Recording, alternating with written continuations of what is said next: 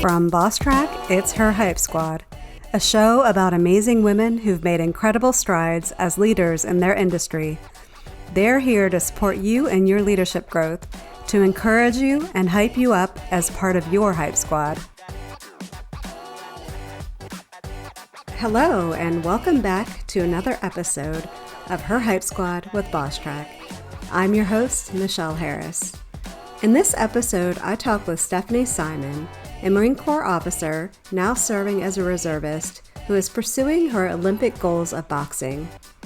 Stephanie and I talk about motivating teams, delegating to and involving others to improve results, finding healthy outlets for stress, challenges she faced as a female Marine Corps officer, the benefits of being relatable to others, and inspiring others to change lives, and so much more.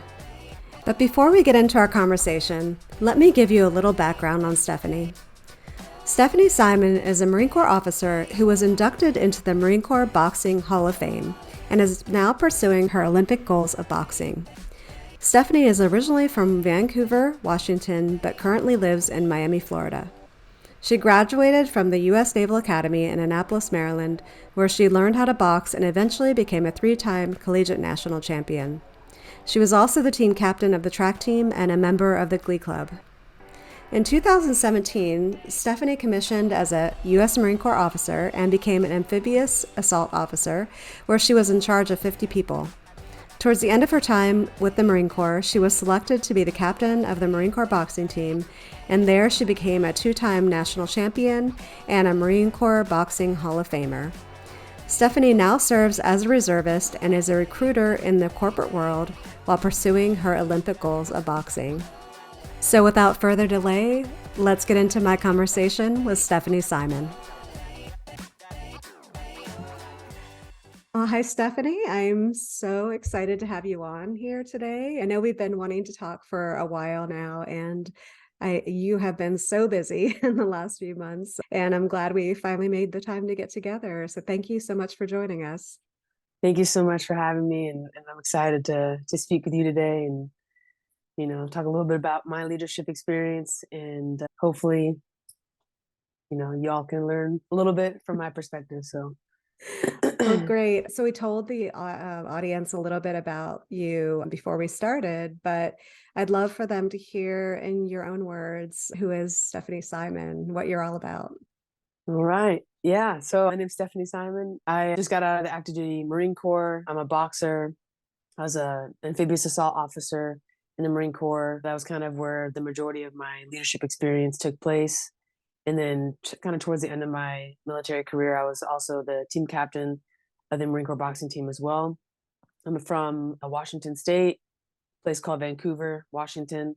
Grew up there, did a lot of sports, did a lot of activities, a lot of extracurriculars, band, wrestling, all these different activities and everything. And that's kind of how the idea of the Naval Academy came about for college. As some of you may know, the Naval Academy is pretty much a leadership college, military college, where they prepare you for active duty, either Navy or Marine Corps, depending on what you choose. But that's where I went to school. And that's where I also learned a lot about, being a leader and being in front of people as a team captain there as well, of the track and field team and the boxing team there as well. So, and then, like I said, I did my 5 years active duty as an officer and then got out. And now I'm living in Miami and pursuing future goals with boxing. Hopefully I'm going to make the Olympic team for 2024.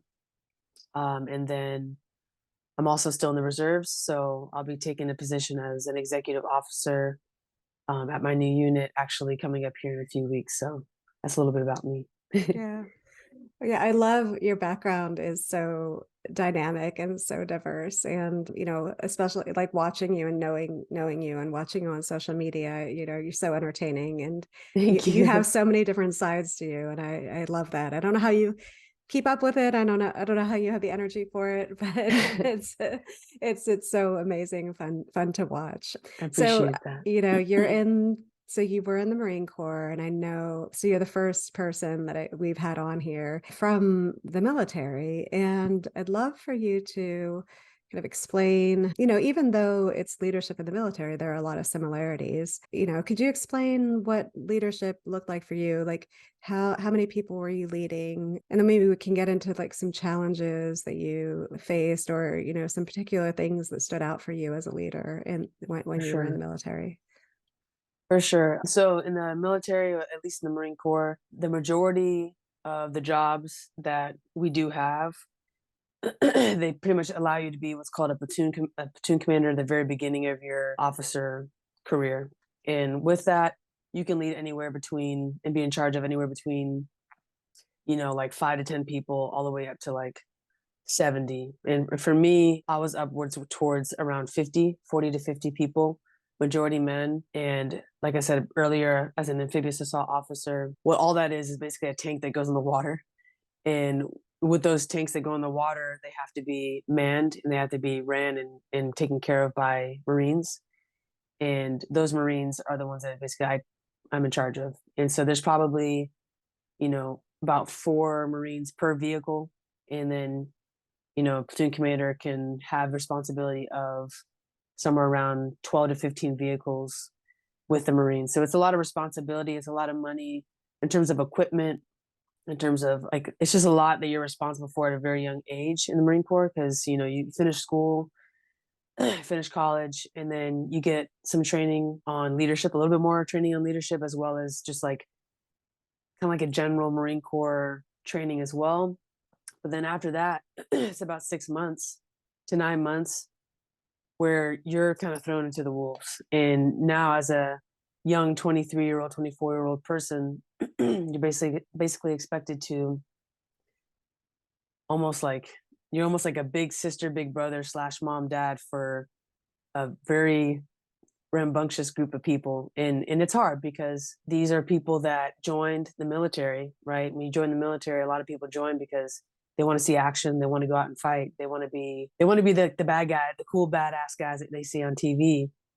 But a lot of times you aren't doing those cool badass things. So it's difficult because, as a leader, you have to show people their purpose. You have to show them that they are absolutely worthy of being respected and loved and taken care of. You got to show them that even though they might not be doing all the cool things they do in the movies, that they are still serving a greater purpose that's much bigger than themselves. And for our case, it's the purpose of being members of the Marine Corps, and serving and being part of a team that protects this country, even if we're doing something that might not be super fun or super cool or tactical, as they say, it doesn't mean that it's not contributing to the greater purpose. And so I think that with that, and being a platoon commander, there's a lot of things you're juggling, a lot of responsibility, like I said, not just for the people and for the equipment, but also for upholding that like mentality that like, okay, no matter what, I still have to show them that I'm good. I have to show them that I'm not phased. I have to show them that even though I'm tired or I'm hungry or I don't feel very great right now, that I got my composure and I'm still going to be the best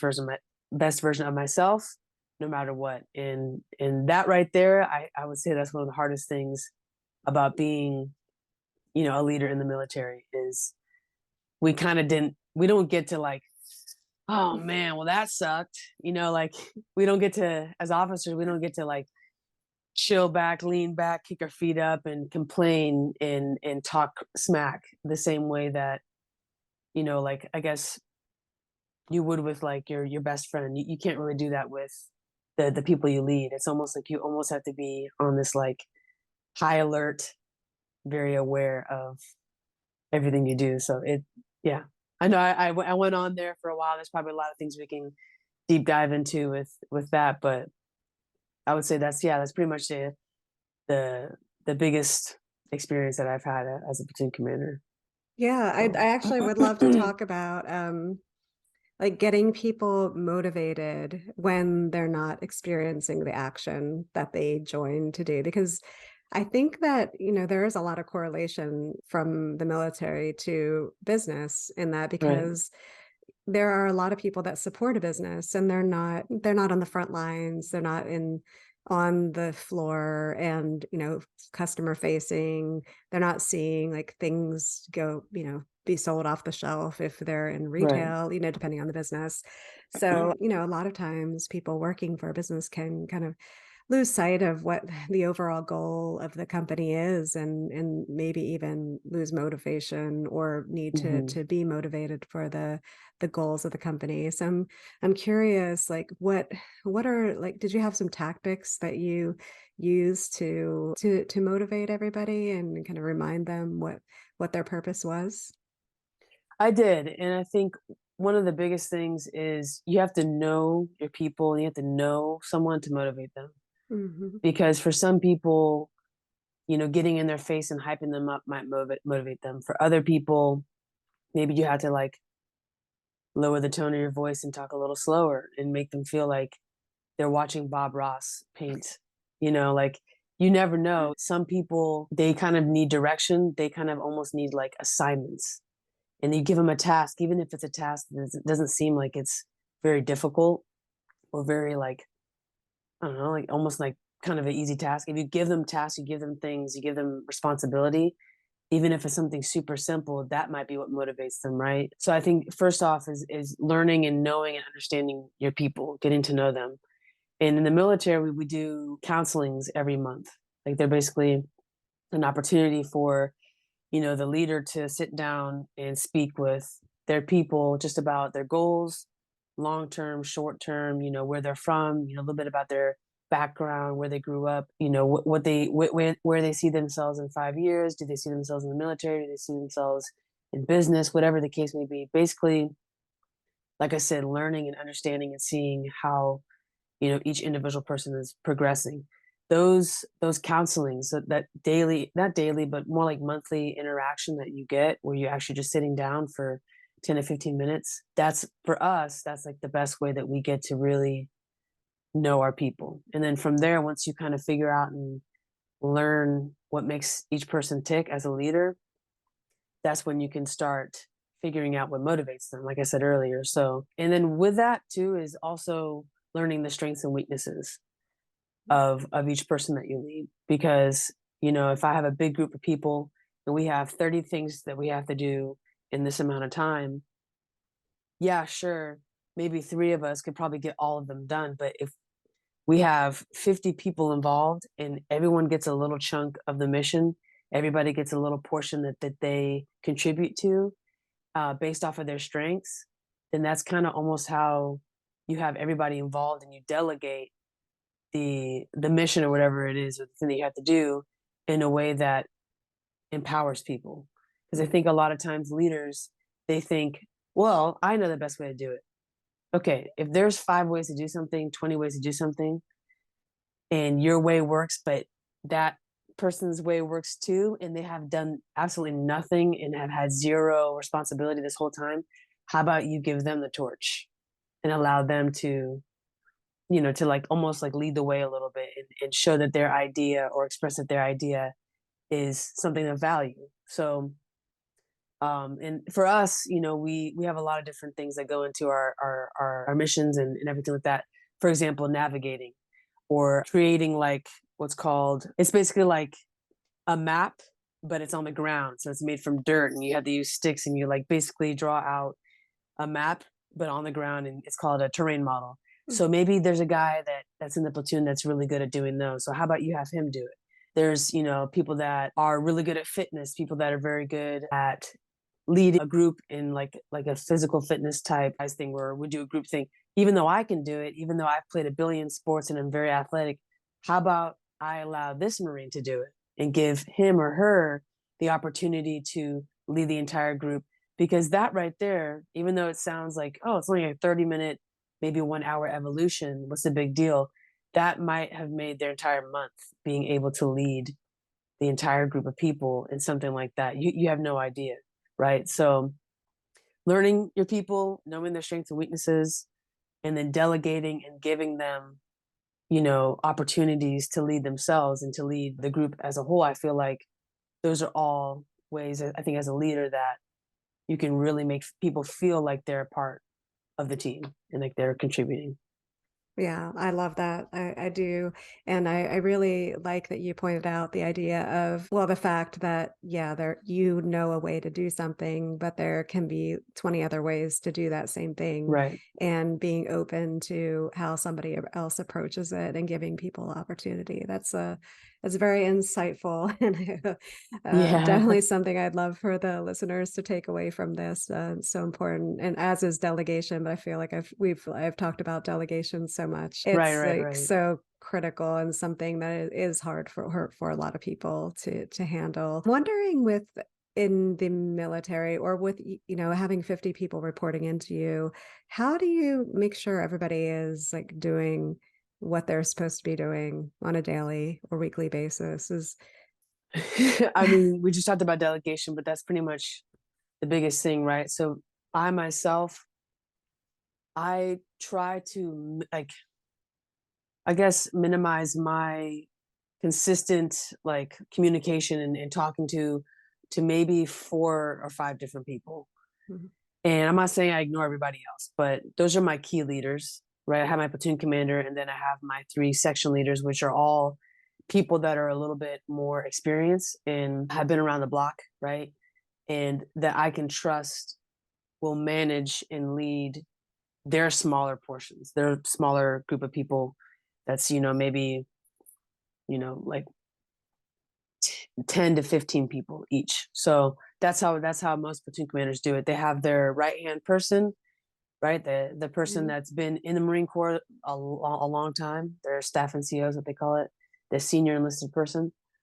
And then they have their other key leaders. And so for me, my main focus was on the key leaders and making sure that they got the training they needed, making sure that they understood the mission, understood the intent, and understood the basically the goals and the things that I had in mind for the group as a whole. And I then basically gave them their own mini torches. Here's the torch. You go lead the way.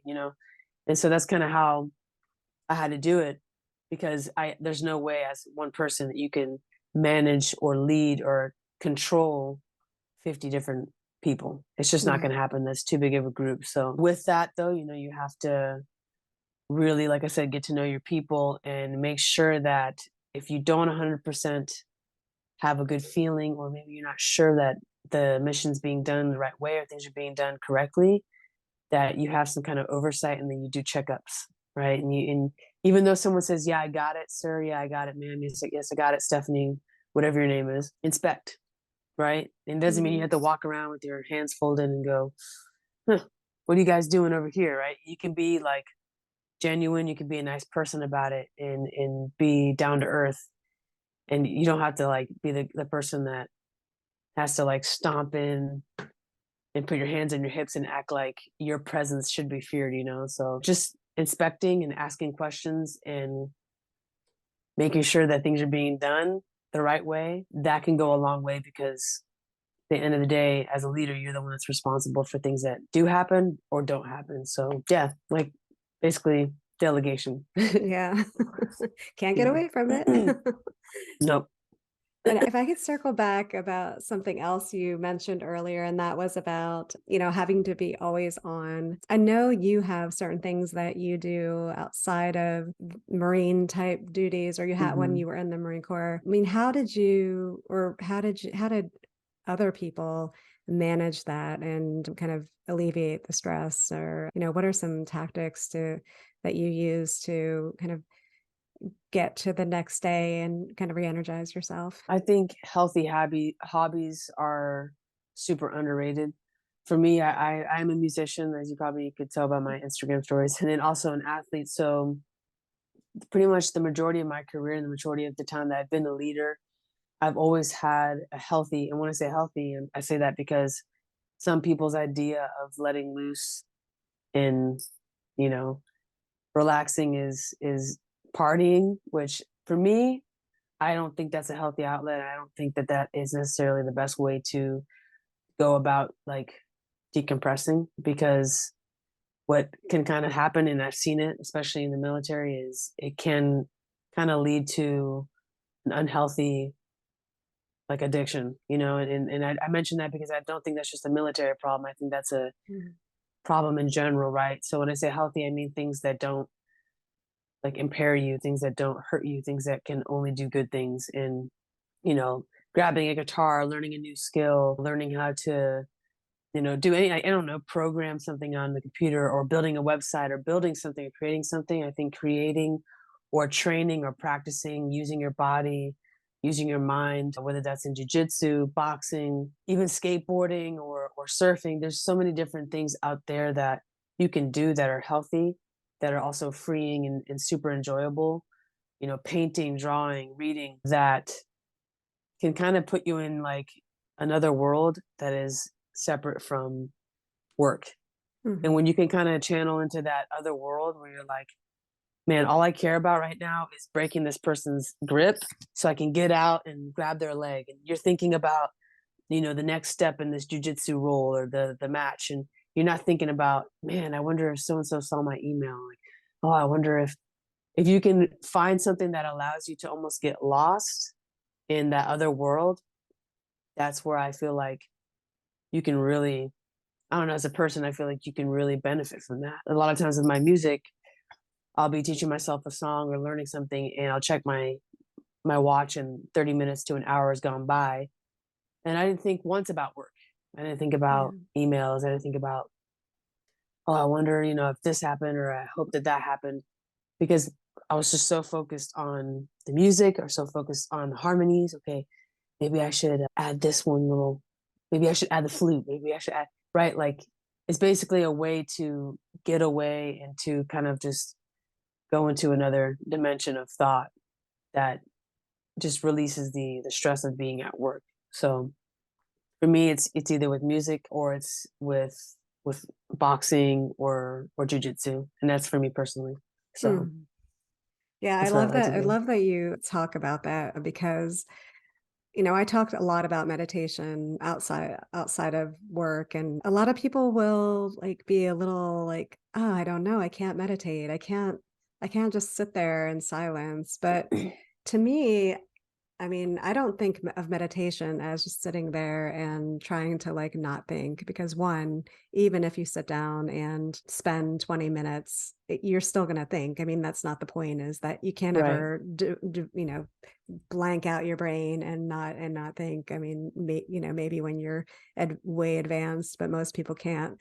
But I always think of things like you said, learning music, like focusing on different things.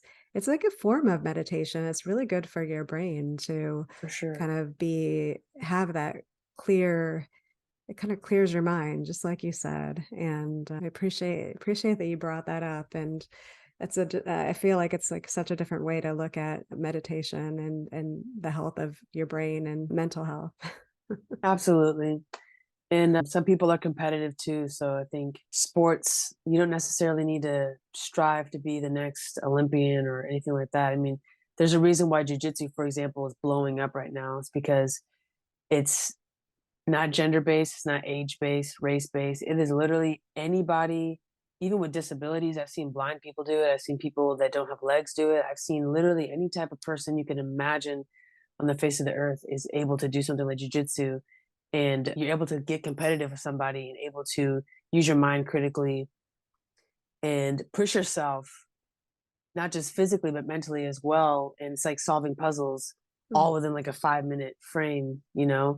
And I feel like that's probably why like, jujitsu, as a sport, has grown so much, is because it's one of the few things that is almost like meditation, but in like a very aggressive, very competitive way. It's interesting, because like you said, I do have a hard time silencing, being in a quiet place where I'm just, relaxing and trying to focus on my breathing. But when I do get done with, jujitsu practice, I feel like a lot of the stress, a lot of the, anxiety built up over the week or over the day is kind of just released. So it's different. Like I said, like earlier, everyone's a little different. And I challenge people to really explore what is best for them. Cause sometimes you have no idea. You think you're going to hate something and you actually end up loving it.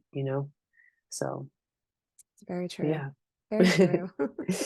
Absolutely. And this is maybe going to be something that people were hoping that we get into, but With being a female in the military and being a female leader, especially in the Marine Corps, what what are some challenges you faced, and anybody listening, because I think like even challenges that you faced are probably amplified, 1,000 times being in the military.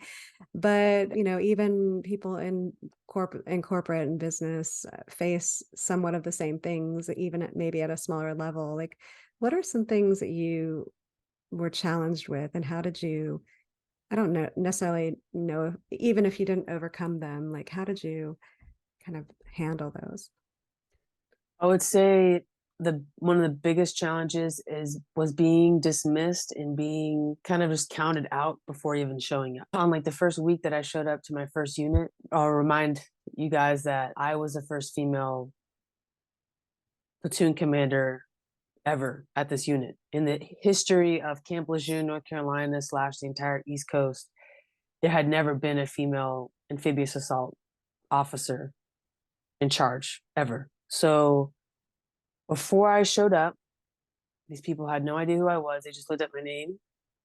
They looked me up on Facebook, Instagram, YouTube, and someone that was there, a guy that, a peer of mine that I talked to within the first week, he kind of broke the bad news. And it was a wake up call for me. He's like, I don't want to hurt your feelings. I'm not trying to like make you mad or like piss you off. I just want you to know that like a lot of people in your platoon, a lot of people, they were upset that you were going to be their platoon commander because you're a woman. And they looked you up and they found your information and they were like, dang it, like, oh, I don't want to have a female officer. Oh my gosh, it's going to ruin everything. So like that feeling of, wow, I haven't even had 5 minutes with you guys yet. I haven't even seen you and you're already dismissing me as a leader. It's like, wow, like that. I guarantee none of the guys went through that. I Mhm. guarantee that when, the Marines found out that they were their leaders, that they weren't like, oh, we have a male that's in charge of us, a guy. Oh my gosh. Like that doesn't happen. Right. So I would say that was probably one of the hardest things because I had never really experienced that other than maybe, wrestling in middle school or high school when the guys saw me walk in, they're like, what is this girl doing here? Right. It was different when I had just spent 5 years preparing for this moment that I was told it was going to be so glorious and amazing and awesome, and put my body and my soul and everything through so much to prepare for this moment to realize that, wow, they already don't want me here. I haven't even done anything yet. I haven't even messed up yet. So Hmm. I would say that was probably one of the hardest things. And then I think the other thing too is one of the other very difficult concepts is that I realized as a female leader, especially in charge of predominantly men, that you don't get to be average. You don't have the luxury of being able to be okay because you being average or okay on a scale to them is subpar. You're subpar, you're below average, you're terrible because I don't believe that average men and average women are seen equally. I Hmm. think to be seen as an average person, as an average leader, as a woman, you have to be above average. The scale is completely off. I showed up motivated. I showed up being able to do 20 pull-ups. I showed up being able to out PT, out physically run in all my Marines. I knew my stuff. I finished the top of my class in my school for amphibious assault school. I was like number 2. I aced all my tests and everything. Did really well. No drama, no baggage. Like I didn't have any crazy skeletons or anything I was hiding or any crazy, because there's a lot of crazy scandalous things that happen in the military, to be honest. I didn't have any of that. I came there with a clean slate, with a good record. And it was like that, all of that being said, the accomplishments and being able to do all those things, I was still seen as, eh, and Yeah. that's a hard pill to swallow. It is a hard pill to swallow. And I think to overcome that, you kind of, first of all, you have to accept it, especially if you're in a room with all men, you're in an atmosphere where you're with predominantly men, you have to accept the fact that you have to be above average. And once you take that in, you digest it and you're like, okay, this is how it's going to be, then I feel like there's no surprise of that. That's not a surprise anymore. Like, what? Well, he got the same score as me, but why is he getting all the opportunities? Well, because average for you as a female is not the same as average for him as a male. It's not the same. And so I'm not 100% sure how that works in the corporate world, but I'm sure there's probably similarities, right? A little bit in terms of male versus female standard. Yeah, I think Yeah. there's some similarities, but like I said, Yeah. it's definitely magnified, and much, at a greater level in the military, from what I understand and from Yeah. people that I've spoken with. But so, other than kind of getting yourself mentally prepared for the way it was going to be, are there certain things that you did with your team when you came on board to, I don't know, I don't want to say prove yourself, because that's not the point. You shouldn't have to prove yourself, but Right. to get them to follow you as a leader? Well, like I said, I showed up in the best possible shape I could be in. Hmm. So I pretty much took, I think that one of the biggest things is take away any ammunition. Come in shape, come in knowing your stuff, Hmm. come in with a good attitude, right? Be that positive person, also be relatable. That was one of the things that I think separated me a lot from a lot of other people, is that I was relatable. I didn't like to see myself as above or higher than the Marines that I was in charge of. As a matter of fact, when we were on ship and we had like a short deployment to Iceland, there were times where I would bring out my guitar and like my little microphone and go down to where, the enlisted people are at and perform for them and sing with them and like literally show them like, hey, I'm down here in the trenches with you guys. I'm not just gonna sit up in my room with all the other officers and drink tea and coffee and fold my, cross my arms. That's one of the things that I took pride in, was the ability to be relatable and to show them that, like, I see them, I see you Hmm. guys, and so yeah, if you are prepared and you take away the ammunition or give people zero, I don't know, like zero reasons. It's not 100% possible to give them zero reasons, but if you take away any type of ammunition or reason for them to say, yeah, but what about that? I think that that can mitigate a lot of things. And that for me as an officer, when I first showed up, like that's one thing. I made sure I was in shape. I made sure I was well read. I made sure that I was asking questions and making sure that, I was learning and inspecting and being around a lot and making sure that I was, watching and taking notes. I always had a notepad with me. I would write down people's names and write down good things they did, bad things they did. And I tried my best to record things, not record them like this, but record and take notes so that I could reflect back later and, like learn from mistakes. And then, we talked about earlier about using your strengths and weaknesses, as a way to capitalize your leadership. Well, for me, I knew, okay, I love to box. I love PT. How about I do a boxing physical training session with them where we spar, we fight each other. Because in their minds, right, obviously they see a female, they see someone that is 5'6" and 150, 160 pounds. But if they see someone like that, a female, someone that's now doing a male dominated thing like boxing, right? Showing them that she's not afraid, showing them that she's willing to get dirty and willing to get in there and throw hands, like it shows them, okay, wow, like she's she's willing to put herself out there, and she's mentally tough, physically tough, but she has that toughness about her. Now we see in her what we didn't necessarily think that she had in the beginning because she was a female. So for me, boxing was the way that I could show them, like, I am capable, you guys. I know that I might not look tough because I'm a woman, but at the end of the day, if we were to go to combat, if we were to be in a dangerous area and we had to fight people, now you guys see, like, I am a fighter and I got your back, and I will make sure I'll show you right here in this setting, like, that I understand what it means to be a fighter, even though I might not look like it. You know what I mean? And so I'm Yeah. not saying go out there, everybody, and learn how to box and fight people.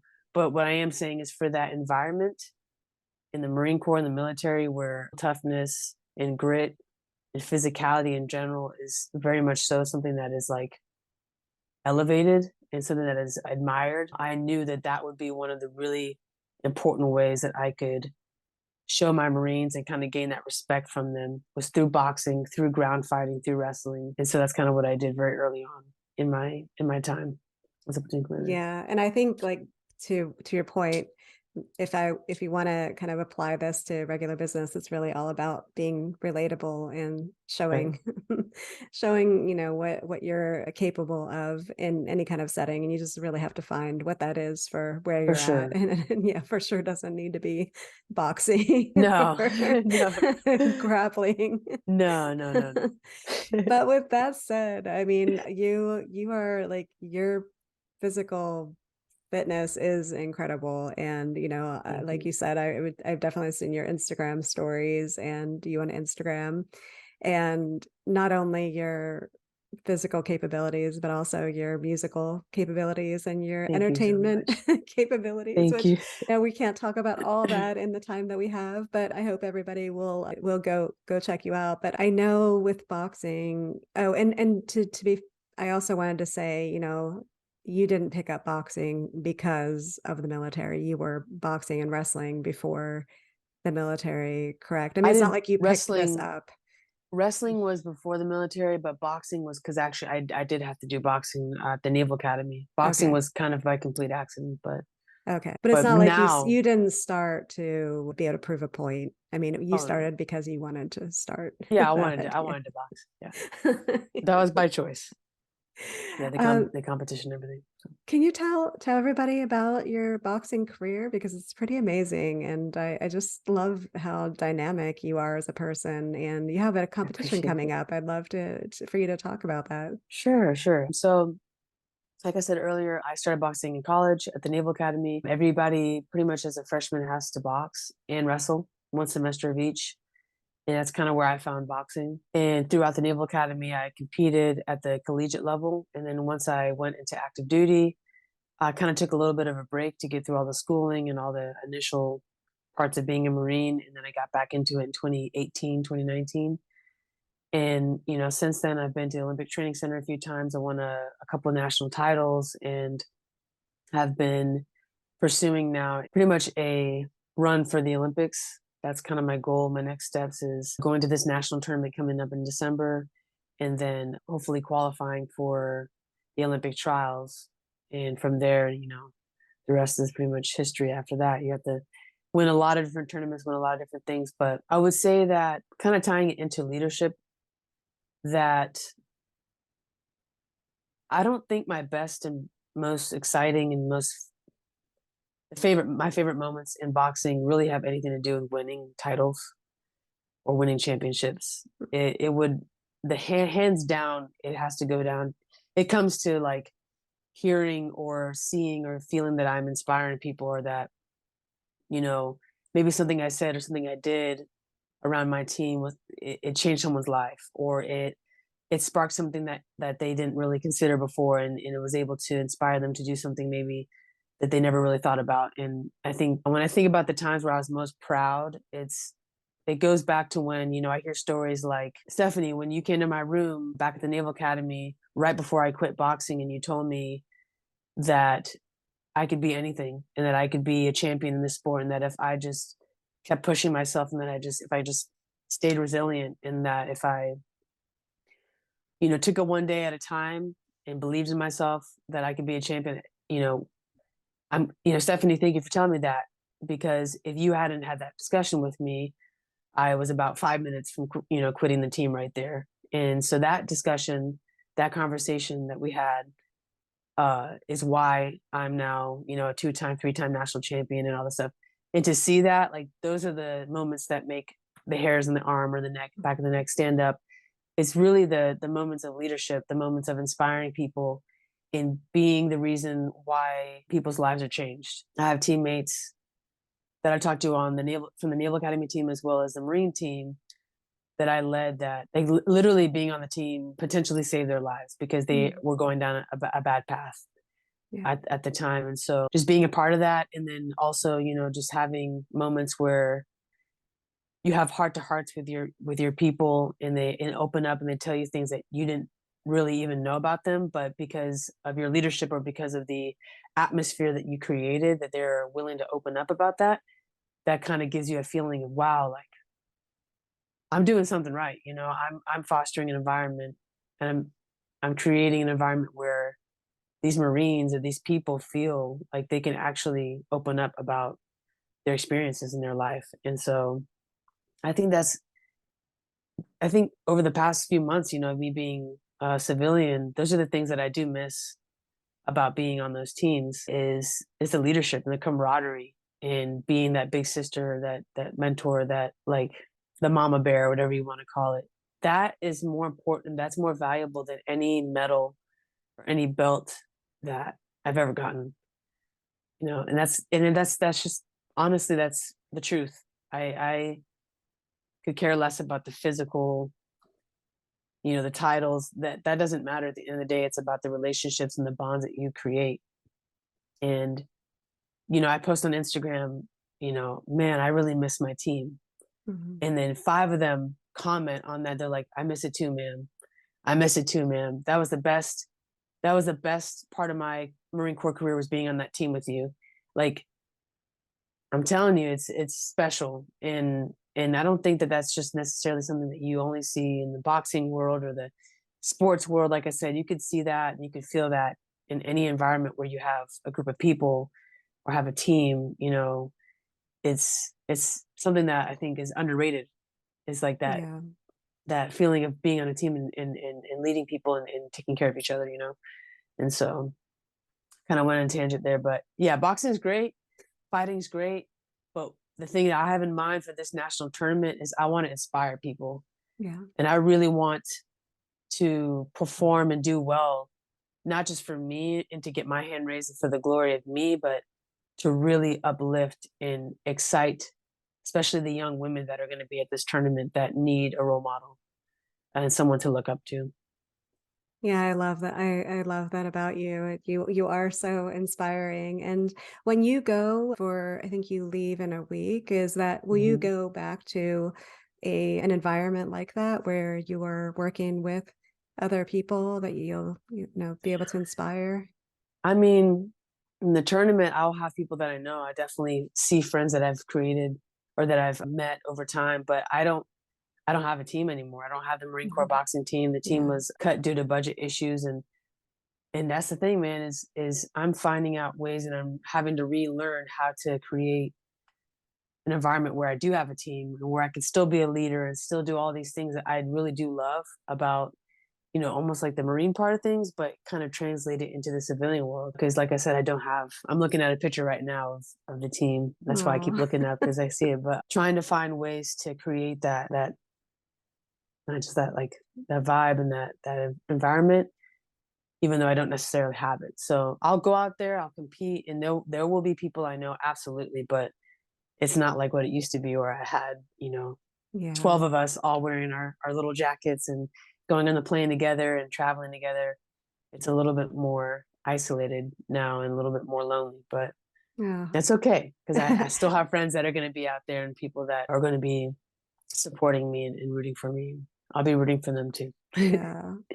Well, I know you're gonna find that. I know For you sure. have been kind of thinking about different things, and yeah, you have to give yourself some time. So this upcoming is a tournament where you're just gonna have different fights, and then is it like a weekend tournament? Is that Oh, it's a whole week. It's a Oh, it's a whole national week. tournament. Yeah, Okay. and my weight class is an Olympic weight class, which means, I mean, you had to, if for my weight, you have to qualify for it. So all the girls that are in my weight class, they all qualified. And that means they had to win certain tournaments or place at certain tournaments in the past year to be able to be in this bracket. And this is important because I'm not 100% sure, but I believe being in the finals or winning this tournament does create like different opportunities for next year going into the Olympic trials and everything like that. So this tournament it's a pretty important tournament leading into the Olympic trial year, which is next year. So, but yeah, this thing's a whole week long and it's gonna be a good time. Yeah. I've been to a few of these, so it's not my first time doing this, which is good. So I'm pretty accustomed to how this thing goes. It's just all here.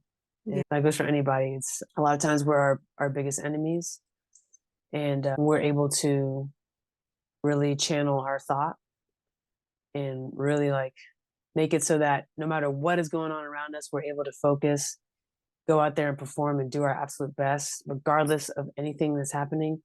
That conquering that and figuring that out and like learning how to do that, I think is one of the most powerful things. People will fail you. Life's going to fail you sometimes. Things are not going to go your way. Things are going to be disastrous sometimes, right? But if you're able to come back and like bring yourself back, and go, okay, well, why am I here? What am I doing this for? And what's my goal? What do I want to do, right? And if you're able to remember the why and the what and consider that, regardless of everything going on around you, I think that alone can kind of just like almost not wash away, but it kind of eliminates some of those distractions and things around you that aren't going to help you do your absolute best. It's just that focus, Yeah. And so that's kind of what I've been having to work on the past couple of weeks is focusing on my thought. Yeah, good. Yeah. And well, we'll definitely be supporting you from here. And Thank you. Thank I know you. this will release before that, so hopefully you'll have some more supporters cheering you on from afar. So with mentoring, did you have somebody that you can look back to, or even that you look at today as a mentor for you, that you kind of, like you said, where you feel like you give advice and you help people through life experiences, that they help you through your life experiences? For sure. For me in the Marine Corps, my biggest mentor, his name was Captain Miller. Captain Miller was my boss for about 5-6 months. And I think the most unique thing about him was that he listened and he had an open heart, open mind, and allowed me to have the floor and just ramble and go off and just like vent. And then he would give, his perspective, but not from a orderly Marine Corps perspective, this is how you have to do it. It was more from like have you considered this? Kind of like he was the kind of guy that was able to challenge my thought, but like I said, not from a military robotic standpoint, but more from like just a life standpoint in general. Challenge my thought and help me grow as a leader and as a person. And I don't know, it was just unique because he was not and is not like most people in the military. He's like a very down to earth, very personable, and he listens. And I think as a leader, a lot of times people, they forget to listen to their people. They want to just tell them everything. Yes. They want to be the one talking. And I think as a mentor, what I loved most about him was that he just allowed me to kind of just like let it all out. And the other thing too is he was one of the only people that really told me like pursue your dreams, get out of the military,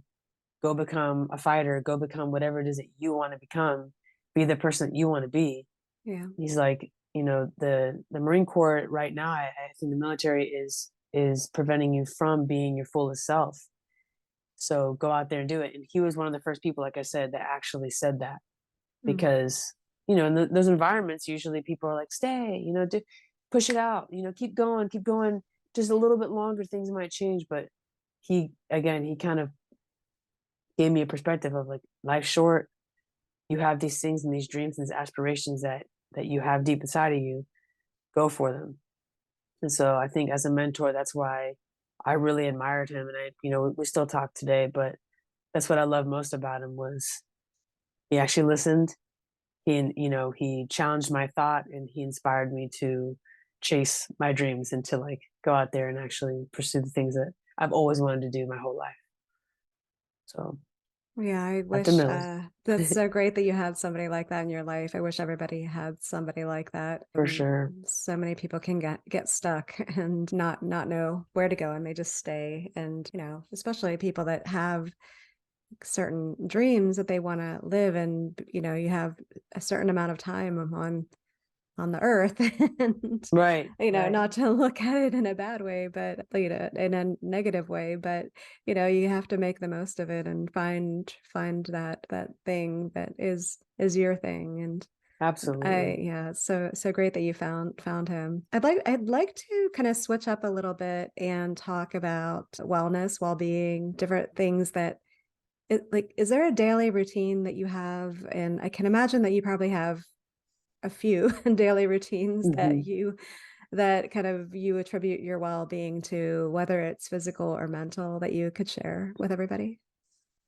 For sure. I think my biggest thing is we have a little patio where I'm at. In the mornings, I make my coffee. I move very slowly, and then I'll just kind of sit out there, and nobody's really awake. The sun's out, but people are kind of just like waking up. So it's like very quiet. It's very relaxed. And I try not to have my phone. I try. It's hard because I love my phone, but I try to either read or just kind of just think about, okay, what do I want to get done today? But also, am I thinking positively right now, or where are my thoughts taking me? Because a lot of times we wake up, it's just like, okay, I gotta do this. Oh, I forgot about that. All the thoughts are running, and you're like, your mind, you're not actually taking in the moment and like thinking positively. Okay, today it's gonna be a good day. Breathe. I'm awesome. I'm great. I'm I'm working towards a goal. I'm being the best version of myself. I'm capable. I'm strong. I'm I'm all these things, and I'm good enough. I am good enough. I am who I'm working to be. I'm working towards it, and that's me. And we don't realize it, but a lot of times during the day, we think of ourselves in a very negative light. Oh, I look like this. I look like that. Why am I so this? Why am I so that? More, more so for me, I get a lot of negative thoughts about myself throughout the day that I have to almost like block as soon as I wake up. I have to block those negative thoughts and just basically counteract them with positive thoughts. And the thing is you have to force yourself to think that way sometimes. If you think that you're just naturally going to think positively all the time, it's not going to happen. I think people are complex. We're complex beings. I think human beings, they say we have what 40,000 thoughts a day. Well, of those 40,000 thoughts a day, a lot of them are negative thoughts. And so I think when you wake up in the morning, one of the most important things you can do is have that time where you're basically setting the standard for the rest of your day in the morning early when you're just waking up, set the tone. And for me, I try to do that when I go out in that little patio and it's nice and quiet and I got my little coffee and I'm like, dang, this coffee's so good. And it's gonna be a good day, just like this coffee. So one of the things that I really loved about going to the Olympic Training Center is that they had sports psychologists there, and they taught us that of the 40,000 thoughts that we have a day, a lot of them are negative thoughts, and that it's normal. It's actually normal to have those negative thoughts and those negative emotions, and that people are very critical of themselves, and that people naturally they just want to they get frustrated with themselves, and I think when they said that, the psychologist, sports psychologist, it made me feel like, wow, I'm not crazy. I thought I was crazy for being kind of negative and kind of just like anxiety, like anxious and all over the place, but it's actually something that is normal for people, especially when they have a lot of things going on. People that are very busy, people that are very, go, go, go, and they have a lot of things that they're working towards. You can kind of tend to have those negative thoughts and they can get carried away if you let them. So after learning that, and after learning a little bit more about that, that's something that I try to do in the mornings. Yeah, Focus. I was going to ask you how you learned that so early in life, because Mhm. it is something that a lot of people don't figure out until later on, but that makes a lot of sense, that especially, what you're trying to do with your boxing career and being in sports. I think even I can imagine that if you're competitive and you really want to achieve high levels, that you would be really hard on yourself, because kind of from the outside looking in, it's easy for me to look in and be like, oh my God, like, why is she thinking that about herself? But like, it's kind of like choosing to exercise empathy and put yourself in your shoes. And I can completely understand how that could be. And it's great that you not only got that advice, but you actually took it to heart and have routines that you've taken on to really mitigate that. Thank you. Yeah, it's a constant battle, and it's like this. It's not every day. Every day is not perfect, but still working on it. It's a work in progress, that's for sure. But I'm definitely grateful I learned that from them, for sure, Yeah. for Yeah, sure. and especially since, I mean, you do have a very like entertaining side of yourself, and from, singing, playing music, but also like some comedy. And Oh I, yeah, I oh haven't I yeah, haven't noticed as much lately, but it's so, you see a certain personality and you're like, oh my gosh, how could she, how could you be feeling that way? But I understand, yeah, and that's yeah. No, no. I think people that people that achieve a lot and that do well in life, that a lot of them are very critical, yeah. and sometimes it can be self-destructive. And my advice to anyone listening, like, you got to love yourself and you got to give yourself grace. You have to, because if you don't, it doesn't matter how many other people say, hey, it's okay, hey, you're great. At the end of the day, they're not the ones that rest their head at night. Like, you're the one that has to go to sleep, wake up, you're in your own body, you're in your own life. If you don't believe that, if you don't love yourself and give yourself grace, there's no amount of external love and grace and comfort that will make you feel at peace. Hmm. You know, it really does have to come from within. And Yeah. it's a challenge, especially as a leader, somebody that's always being watched and always being judged. You have to remind yourself, remind yourself, like, hey, I'll be okay. Well, it's such So, about valuable advice. Where do you get your creativity? Like, do you have to kind of wait until you feel it? Do you have certain things that you do to spark a creative moment in your day? Like, how does that happen for you? to be honest, I have constant ideas flowing through 24/7. I tend to see my life in like a movie type perspective, where I'm thinking of the idea that I want to create, or the wig I want to wear for this impersonation. Like, you know what I mean? Like, my my mind, I have like the serious training mode, serious, like, okay, I'm getting ready for this, I got to run hard. And then I also have like the entertainment mode. It's almost like a duality, where I'm like thinking of my life from like a show or a movie perspective, or from a, like, I want to recreate the scene that I just saw in my head, and make it into like an Instagram reel, or make it into a video, or make it into something funny. I have a video on YouTube, like somewhere, YouTube, Facebook, Instagram, something, where I'm dressed up as Michael Jackson and I'm dancing around in Walmart. I had that idea. I had that, like, I was envisioning it and seeing like reactions of people. I had it in my mind before it ever happened. And I had like basically like kept thinking, like, okay, what would I wear? How would I be dancing? What part of the aisles would I be going to? What would I be saying? How would it be filmed? How would I zoom in? And a lot of the ideas, they start off with just ideas, but I think the most enjoyable part of the whole process is like making the ideas become actual, like, content. And I think that more people can do that, more people can get into that, more people should, because we all have funny ideas, and we all have things that we think about. We all have similar experiences, where if you were to take that thought and even just verbalize it or speak about it, or like make a little video, you have no idea who might watch it and go, oh my gosh, that's hilarious, I totally know what she's talking about, or I totally know what he's talking about. And so you don't have to be like the most hysterical, funny, talented person in the world. That's why you see a lot of times online, you see people go viral that aren't crazy influencers or crazy famous people, is because they're able to like capture a very relatable experience into a video that's maybe 15 seconds. But so many of us have experienced that same thing, that we're like, this is brilliant. Like, I totally know what they're saying. So, but yeah, I always have ideas, and sometimes I write them down, sometimes I forget to, but I have constant, throughout the day, constant, like, little, okay, I should do this.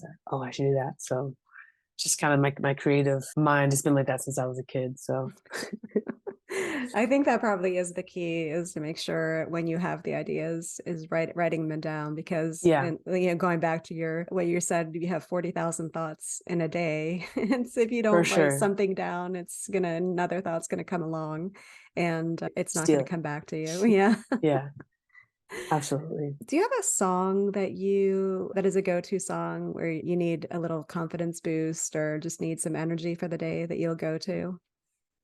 Yes, there's a song called Golden by Jill Scott, Hmm. and it just goes, living my life like it's golden, living my life like it's golden. So she's basically just talking about living your life like it's golden. And we associate gold with like this royalty and like, you win gold, your first place you win gold, right? Gold is like special, gold is valuable. And I think that when I hear that song, it reminds me like usually I listen to it when I'm getting ready for a tournament or Mhm. I'm getting ready to go box. And I remind myself that in what I'm doing at that moment, getting ready to go in there and get in the ring and face my fears and do what I came to do, that I'm living my life like it's golden. I'm Mhm. living my life the way that I've been wanting to and that I've been dreaming of myself, doing since I was a kid. And I think that sometimes we got to take a step back and ask ourselves, like, am I living my life like it's golden? Am I living my life like the 12-year-old me saw myself living my life? Like, am I, because when you're a kid, you're innocent, you're young, you think like, I'm going to go out there and I'm going to be the best me I could possibly be. And I'm going to be happy and I'm going to go out there and kick butt. But then as we get older, we kind of stray away. We get away from that. We Mhm. think, okay, I got to pay the bills. I got to do this. I got to do that. And we stop living our life like we're golden. We stop Mhm. living a life of like happiness almost. And so that song really does help me. Like, it reminds me, like, man, what I'm about to go do, about to get in the ring, it's going to be hard. It's going to be difficult. It's going to be challenging. It's going to be tiring. I'm going to be exhausted. But this is exactly where I'm supposed to be. And this is exactly what, God, higher power, whatever you believe in, whoever, this is what He put me here to do is this. And I know I'm in the right spot. I'm in the right place. And it just brings a smile to my face every time I listen to that song. So, Yeah. Oh, I love that has that so yeah, much meaning for you. That's amazing. for sure. Are you at that point in your career yet where you have a song that you come to the ring to, or is it just they introduce you Um, and you're in the ring? at the tournaments, the national level tournaments, we don't have walkout songs, but we did have walkout songs at the Naval Academy we had like what we call boxing smokers, where we box like our teammates, but more for like an exhibition. But I had lost this girl twice from my team 2 years in a row, and then we actually fought for the third time her senior year. I was like a year younger, and it's kind of petty, but the song starts off with the words "looking for revenge." And the beat drops really like it just drops hard and like it's one of those songs that like it's by Drake, Summer 16. Just that part though, I'm not saying I'm like vengeful and like I want to like seek revenge, but that was probably the last walkout song that I've had, and that got me pumped. That song got me pumped because I was looking for revenge, and I ended up beating her actually. But I don't know. I think walkout songs sometimes you pick them for you, and sometimes you pick them to like entertain other people. It really just depends. But for Yeah. me, that was a song at that moment at that time. I needed that song because that's kind of how I felt. But yeah, Yeah. a little silly, but I yeah. imagine that you're always on the lookout for a song when you get to the point in your career and you actually need that walkout song. Do you have any thoughts on what that might be, or you're still kind of thinking about that? Sounds cheesy, but Everybody by Backstreet Boys. Oh, wow. Everybody, yeah, rock your body. Because I think that with a walkout song in a moment like that, I feel like you got to bring people together and you want people to associate you walking out with like the feeling of like joy. Mm, And so that song, I feel like a lot of people know it generationally, like older people know it, younger people know it. It's exciting. It's one of those songs that like pumps you up. It's kind of like corny too, and kind of yeah. like 90s pop, which definitely gets me in like the dancing mood. And I think too with a walkout song like that, you want to feel like you're having fun. You want Mm-hmm. to feel like you're enjoying yourself. And for me, that's a song that I associate with being like literally like a 6-year-old kid just dancing in front of the mirror and enjoying myself. And so I think when we're having fun is when we perform our best. And so it Yeah. sounds weird, but I've actually literally pictured myself walking out to that song, Everybody by Backstreet Boys. I'm so glad I asked that question because Yeah. I did not expect that answer. Yeah. Amazing. Probably thought like some like super dramatic like Yeah. warrior chant or something. I don't know. Yeah. But yeah. I can't imagine that you are in the mode where you're kind of in consumer mode, but is there something that you've bought for yourself or spent money on in the last year that you feel has changed your life that might provide value to somebody listening? This sounds really cheap and cheesy, but a planner, because for me, I am kind of scatterbrained naturally. And in the Marine Corps, I had a notebook, always had a notebook, always writing things down. But like I got like a legit planner.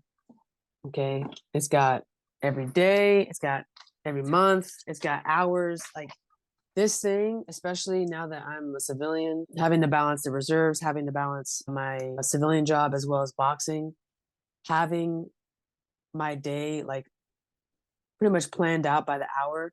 The other thing too is that a planner and organizing your day, I think people don't realize this, but it actually shows you how much time you do have. Because we think, I don't have any time, I don't have any time. But when you really think about how long things take and how much time we waste on useless stuff, the planner kind of tells you the ugly truth. Mm. And it's like, wow, I really do have time to stretch.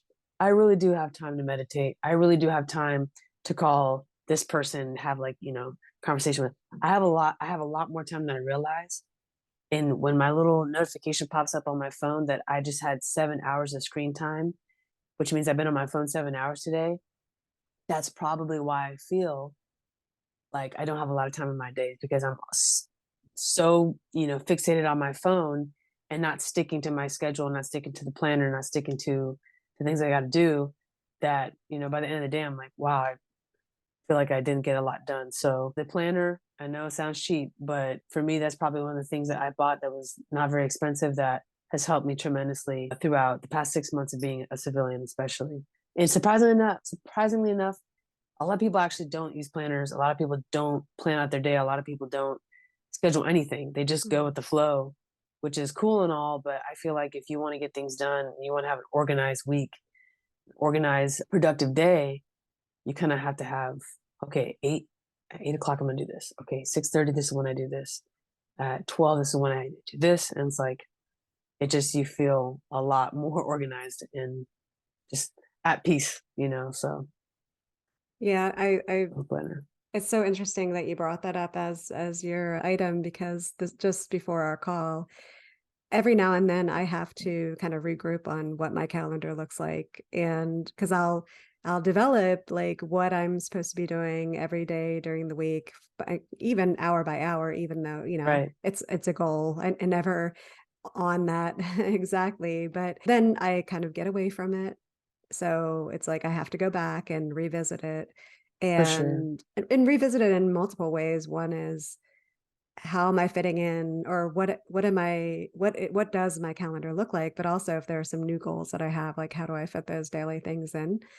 But it's embarrassing to actually take a look at it and realize like how much time you actually have in the day, and then you think about why wasn't I getting that done. I think that I have so much going on, but if I focused on what I want to focus on and not other things that don't matter, you do have a lot of time to Oh, get those things 100%. done. Yeah.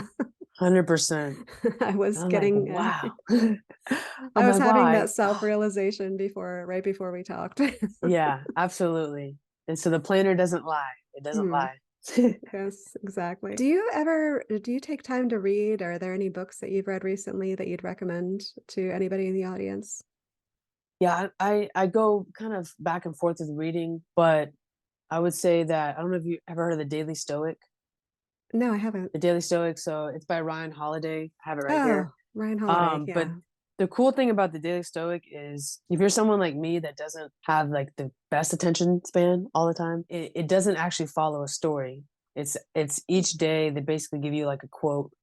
So it's like literally dated, January 1st, January 2nd, throughout the entire year. And it's like a quote about stoicism that literally every single day you read one. Like for example, today's the 27th, how satisfying is it to dismiss and block out any upsetting or foreign impression and immediately to have peace in all things. And because none of the quotes or the book as a whole doesn't actually tie in to anything specific, you don't have to follow a storyline, you don't have to follow anything, you kind of can just literally pick it up and learn something. For me, it's great because I feel like sometimes with books, I don't know, if I have to follow a story, I'm like, oh, what happened again? Let me go back and read this. This is one of those things you can pick up at any time, any day, pick up something valuable, and just kind of learn from a very small segment just like that, and take it with you for the rest of the day. So I'm also reading another book about love called The Four Loves by C.S. Lewis. Struggling a little bit with that one because I'm like, because C.S. Lewis, I feel like sometimes he uses very big words. He has a very, intense vocabulary sometimes, and it gets a little bit confusing. But I think that I chose to read about love because I think that love is one of the things that we all need, and one of the things that we forget about during the day. And that I feel like in our life, just the feeling of love and having that, and reminding yourself, like, am I being loving today? I feel like that's something that we kind of forget. And when we are loving, we receive love too. I think love is one of those things, like karma's a thing too, right? But the more loving, the more we give, the more, just like graceful we are, the more we receive it. And I think a lot of times when we're stressed and we're working, we're, like I said, anxious, we forget to just be loving. And I think it's important. And I'm trying to work on that myself. I'm trying to work on being more loving and enjoying the people around me and enjoying the moment more. So yeah, the Four Loves and the Daily Stoic.